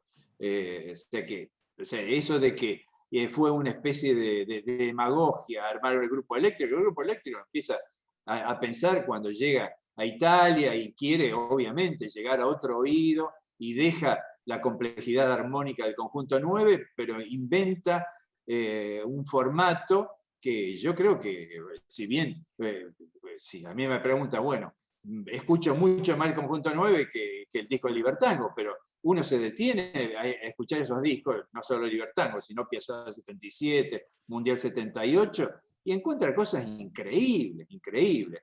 Más cuando esas cosas, Piazzolla, muy estratégicamente, las toca con músicos argentinos. Como si el grupo eléctrico formado por músicos argentinos le diera un aire que los músicos europeos en esos discos italianos no se lo daban. Entonces, una cosa era tocar con el zurdo Reiner y el otro tocar con, no sé, no sé si te acuerdas, Tulio el Episcopo, ¿era? Tulio el Episcopo. Claro, que es absolutamente interesante, pero Astor necesitaba del zurdo Reiner, como necesitaba de este genio de la percusión, para mí el que inventa el estilo de Piazzolla en percusión, Correale. Necesitaba de esos músicos. Entonces, una cosa es esto de la música de los discos italianos y otra cuando hace esa música, por ejemplo, con 4 bandoneones, en lugar de la sobregrabación que hacen al disco Libertango, y estamos Salini, Vinelli, Mederos y él.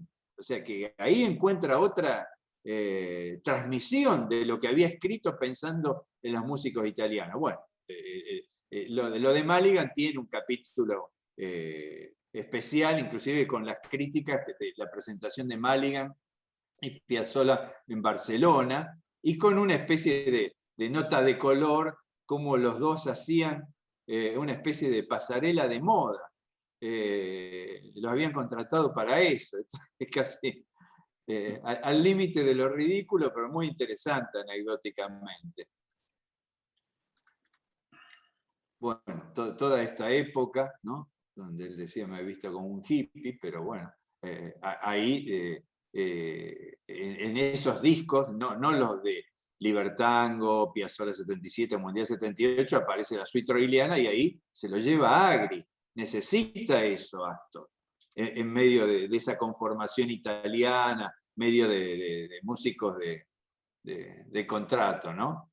Bueno, las notas de Francia, de recepción en esa época. Bueno, acá hay una foto muy linda, esta que me la pasó Carlos Carrizo, donde están los 4, no sé, a mí se me tapa, no sé si lo alcanzan a ver, de que fue la primera presentación de un grupo eléctrico en el año 74.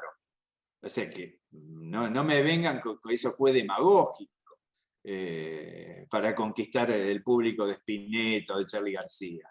O sea, era una vuelta que le dio Astor a su manera de hacer su música con esta instrumentación. Y ahí, bueno, está Vinelli, Mussolini, etc. Bueno, toda esta época, bueno, donde ya estaba Daniel, tu viejo, ahí. O sea que en esa época no estaba Maradona ni Messi, entonces a este equipo solo le falta Pelé. Hablando bueno, están todas las actuaciones en la ciudad, donde presenta la suite troiliana con músicos de aquí, o sea que, y hace 2 ediciones de esa, una con Agri, después se va Agri y entra Chachi Ferreira. ¿Chachi Ferreira era? No, Schneider, que está en esa cinta que habíamos conversado, Pipi, que grabó para la película. Sí. Está en flauta toda la versión de la suite troiliana, allí, no con violín. El Chachi tocó en el Olimpia 77. No, Chachi tocó después, por eso. Acá estaba Schneider. No, me acordaba con esto de lo futbolístico. Bueno, está el programa del Carnegie Hall, de la nota que metí, porque me gustó el personaje, esto no es para el Pipi que es de River, pero sí es para mí que soy de Central, la nota de Astor donde está Menotti. Menotti, bueno, y está Bianchi. Eso ya es más grave para vos, pero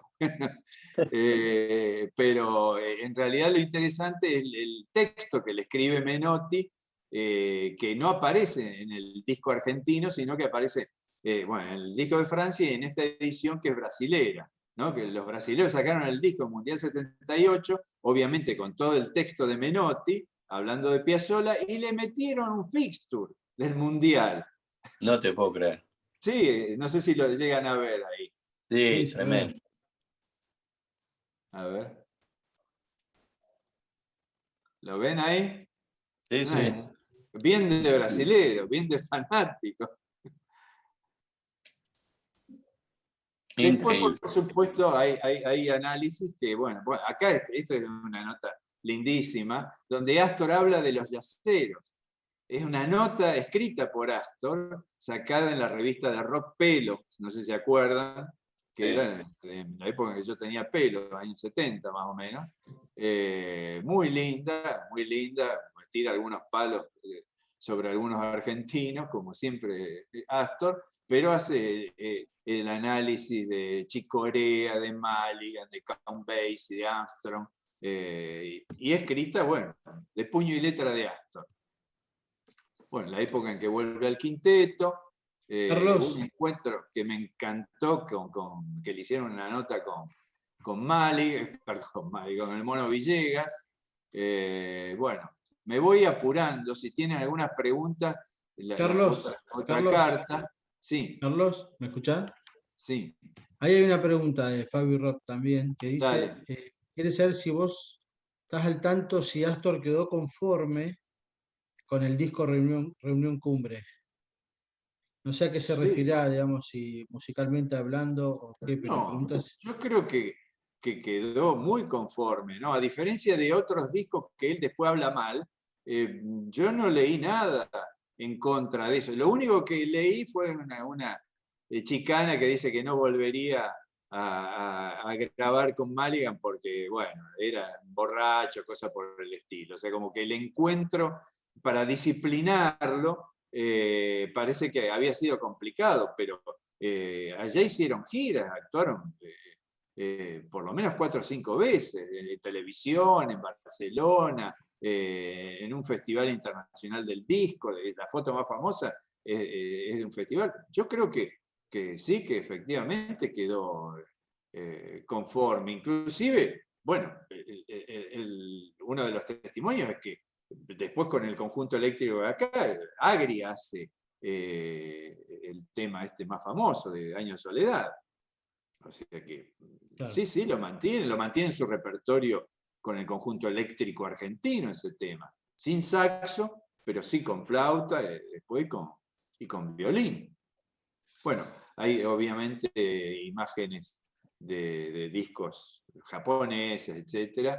Bueno, está todo lo del Colón. Me detuve un poco, ese es otro texto de análisis, para ver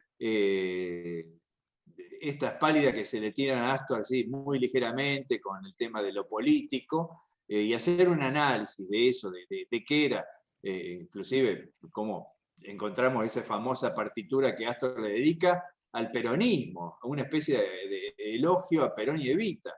Es una obra sinfónica que después desaparece, pero que está en la partitura de piano, pedida por un amigo de él, peronista, un tal Núñez, con el que escribieron 2 o 3 tangos que nunca salieron a la luz. Y Astor le escribe una partitura, y más allá de su antiperonismo, bueno, él confiesa que votó a Perón en el 73, o sea que la relación de Piazzolla con la política es muy en zigzag, muy explosiva, por ahí irresponsable, y en el fondo hay una medida que es como Astor, de alguna manera, con algunas actitudes de comentario, la quiso proteger a Diana cuando estaba en el exilio. O sea que había cosas que Astor no podía decir ni dejar de hacer. Ese famoso almuerzo con Videla, donde Astor dice, me fueron a buscar unos hombres de negro y tuve miedo.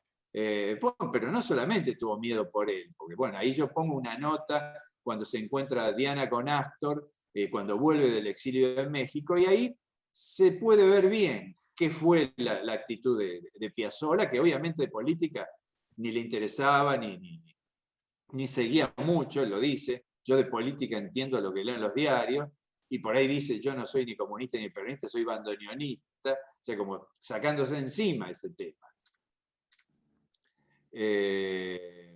Sí, no, además en ese almuerzo había un montón de otros artistas. Pero seguro, seguro. Que ni se nombran y pobre la ligaba mi abuelo. Tauriel, más allá de que otros fueron con gusto, como Borges y Sábato, autor del Nunca Más. O sea que hubo un ensañamiento de mala leche, me parece, con eso. Bueno, sí. Hay todo un capítulo de Piazzolla y el cine. Está, bueno, el registro de cuando usaron Suite del Este en 12 monos. Bueno, acá, antes de que llegue mi paciente, que en cualquier momento tengo que cortar, me detengo en esto. Me acordé de dos anécdotas de Víctor. Una cuando actuó Piazzolla en el Colón, que era no en el 83, que fue un concierto especialmente dedicado a él, sino cuando actuó junto con la orquesta de Troilo, de Salgán, Mercedes Sosa, y estaba Lanuse, que fue una especie de concierto medio para mostrar señales de populismo de la dictadura de Lanuse. Y Víctor, se ve que miraba al conjunto 9 y miraba de reojo a Lanuse, y vio que Lanuse, y eso está en una nota periodística, que Lanuse se levanta cuando empieza a tocar Piazzolla. ¿Qué fue a hacer Olivero? Lo fue a interpelar al dictador. ¿Cómo? Yo vi que usted se levantó cuando empezó Piazzolla. ¿Por qué razón se levantó? Era un delirante, pero marca cañón, ¿no? No, Víctor Olivero. Víctor Olivero. Si estabas en una mesa comiendo con él, le empezaba a preguntar a la gente, ¿te gusta Piazzolla? Ah, sí. Sí, bueno. Sí, me gusta. ¿No te gusta? Y se levantaba y se iba de la mesa. O te echaba. Estaba re loco. Y me detuve acá con el tango de los 12 monos, pues ya muerto Piazzolla. Fue a ver la película 12 monos por la música de Piazzolla. Y en casa, bueno, nos cagamos de risa. Acordarse de Víctor es cagarse de risa, porque es algo... Que el tipo, en medio de la película, cuando arrancó con la Suite del Este, la película, se levantó en el cine a los aplausos diciendo, grande maestro. Loco, era el mono que faltaba, y no era un delirante espectacular. Bueno, lo recuerdo con un cariño enorme, ¿no? Bueno, y parte de este libro, gran parte tiene que ver con Víctor, ¿no? Bueno, acá están los afiches de época que refutan algunas críticas, yo lo pongo en conjunto, donde decían que Piazzolla ya no era contemporáneo. Y fíjense con los que compartía cartel Piazzolla, con Michel Petrucciani, con Anthony Braxton. Bueno, más o menos es esto. Bueno, hay un post-Piazzolla, está el sexteto, que merece un análisis que hago, me parece muy interesante, lo del sexteto, que se lo valoró mal, rápido y poco. Está la última época. Está esta foto que encontré que me mandó Larrea, no Larrea el periodista, sino el bandoneonista que vive en Canadá, que hubo una actuación, Pipi, del sexteto con Gary Barton, una única actuación en el Festival de Jazz de Montreal. Qué loco. Sí, es increíble, que estoy viendo si se consigue el audio. Bueno, ya la última época, bueno, las notas de cuando muere Astor, las notas en homenaje de la revista italiana y francesa, los programas que cierran más o menos esta parte del libro, y después viene en el post-Piazzolla, ¿no? ¿Qué hay después de Piazzolla? Yo hago un análisis de por qué Piazzolla sigue siendo, a pesar de todo, tango contemporáneo. Y bueno, muchos de las tapitas de aquellos que hicieron Piazzolla, bueno, que a mí me parecen fantásticos, ¿no? Bueno, por supuesto está Piazzolla Play Piazzolla allí también, y las grabaciones de Yo-Yo Ma, de Kremer, está el Astor Tango, ¿no? Estos son el post-Piazzolla, lo que va cerrando el libro. están las jornadas de homenaje que se le hizo, pues fuimos nosotros, ¿no? En Nueva York, cuando se puso la placa en Little Italy, bueno, están estas ramas, ¿no? La de tu viejo y la tuya, y la de el quinteto de la Fundación, con el Grammy, y cierra el libro con, bueno, una nota dedicada a los poseídos, es decir, a Víctor y a la gente que somos como Víctor, ¿no? Los poseídos.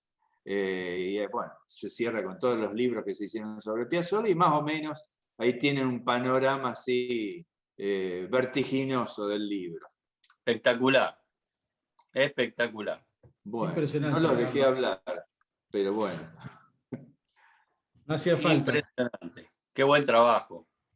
Bueno, bárbaro. Les agradezco. Bueno, y bueno, los que están en Buenos Aires, por ahí lo presento fin de noviembre. No sé si estás ocupado esa fecha, Pipi, el viernes 26 de noviembre. ¿Tenés función? Creo que me voy para, ¿cómo se llama? Para San Juan, justo. Salió una gira ayer. Ah, mira, viernes 26 de noviembre. No está confirmada aún. Bueno, yo te voy a preguntar antes. Dale. Bueno. Sí, yo los tengo que dejar porque ya me toca timbre el paciente. Dale, buenísimo. Gracias por todo, Carlos, un placer. Bueno. Sos un crack. Gracias. Seguimos en contacto. Seguimos en contacto, seguro. Dale. Vale. Chao, Carlos. Chao. Bueno, impresionante, ¿eh? Qué bárbaro, ¿no? Estoy transpirando. Qué picante ese libro. Puede llegar a ser de los libros más importantes que se hizo hasta el momento, ¿eh? Sí, la verdad que sí, sobre todo por lo gráfico, porque es verdad que hay mucha documentación histórica en todo eso, en tantos libros que hay, pero bueno, ver realmente la gráfica la parte ilustrativa le suma muchísimo, ¿viste? Le suma mucho, es un aporte creo que muy valioso para también poder ir y aparte leyendo. De primera mano, ¿no? De primera mano. Totalmente, claro. Creo que terrible. Sí. La verdad que bueno, y súper generoso Carlos en sumarse a la charla. La verdad que sí. Qué lujo, sí. La verdad que sí, un lujo.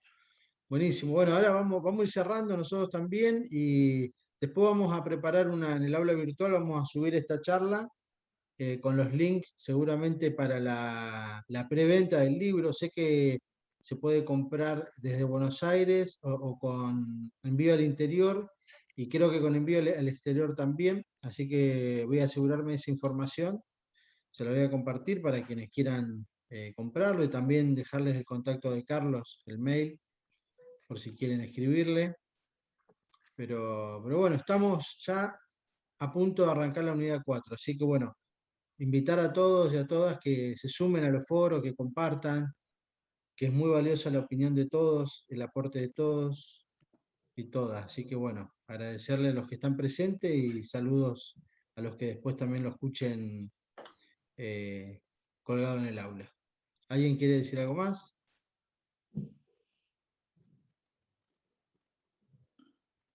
Nada, que espectacular todo, la verdad, por mi lado, impresionante. Buenísimo, un placer. Lo que hubiera dado por tener la oportunidad de hacer una cátedra así, de más chico. La verdad que sí, buenísimo. Acá te pregunta, vamos a hacer una pregunta más. Mira, a Nico le preguntan qué opina de Talking Dancing,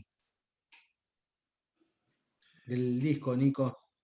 Pues justamente, perdón, en esta unidad lo estuvimos escuchando, se escuchó la versión original, se escuchó la versión de Pablo Aslan, y se escuchó también una entrevista acerca de ese disco, de esa época. A mí me parece que fue un trabajo que se hizo en ese momento, por ahí no era tal cual lo quería hacer Piazzolla o lo que él venía buscando, pero me parece que fue también una posibilidad de él de trabajar en ese entorno, con esos músicos. A mí no me parece que haya que que pegarle al disco para nada. Me parece que fue un retrato de un momento y de una situación particular, pero de todos modos el disco tiene su búsqueda. Si bien Piazzolla inclusive después él no lo defendía demasiado, pero tampoco me parece que hay que catalogarlo como un disco malo o maldito, como le dicen. Me parece que al contrario, que fue un disco que reflejó un momento y que lo ayudó a Piazzolla a lograr en ese momento un objetivo, que era hacer ese registro y trabajar con ese entorno, ¿no? No lo veo mal. Me parece que con el tiempo tiene muchas cosas valiosas. De hecho, también, esto que mencionas, la versión de Aslan también rescata todas esas cosas que por ahí en otro momento se habían como criticado. Me parece que por ahí no es lo más característico del repertorio de Piazzolla, pero también fue una búsqueda de ese momento y de ese lugar en donde estaba, ¿no? Claro. Bueno, sabés que mira, estoy viendo la hora, son las 5, quedaron algunas preguntas pendientes, las vamos a dejar para el próximo conversatorio, así ya estamos cerrando. Perfecto, yo estoy a punto de quedarme sin pila. Dale. Bueno, les mando un saludo, nos vemos, nos conectamos por el aula virtual, compartan. Abrazo. Dale, saludos. Gracias. Abrazo. Chau, chau. Saludos para todos ahí, todos y todas. Gracias. Abrazo grande. Nos vemos, gracias. Chao. Chao, muchas gracias.